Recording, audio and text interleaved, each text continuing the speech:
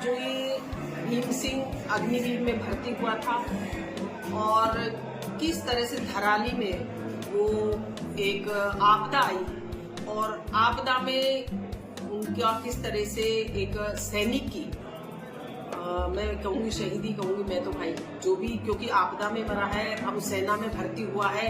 अब ये भारत देश की जो बीजेपी की सरकार है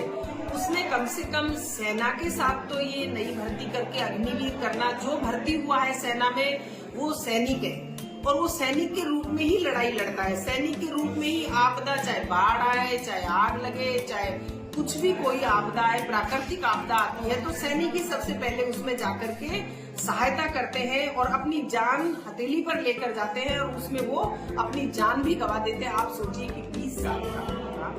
20 साल का बच्चा अग्निवीर में भीम शहीद हुआ है। आप सोचिए दीपावली है, उन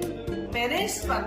उस माँ पर क्या गुजर रही होगी। तो आपके माध्यम से मेरा निवेदन है सरकार से कि इस तरीके की सरकार को अगर ये अग्निवीर भर्ती करे तो उन्हें भी सैनिक की तरह से ही सम्मान दिया जाना चाहिए, क्योंकि वो भी काम एक सैनिक की तरह ही उसने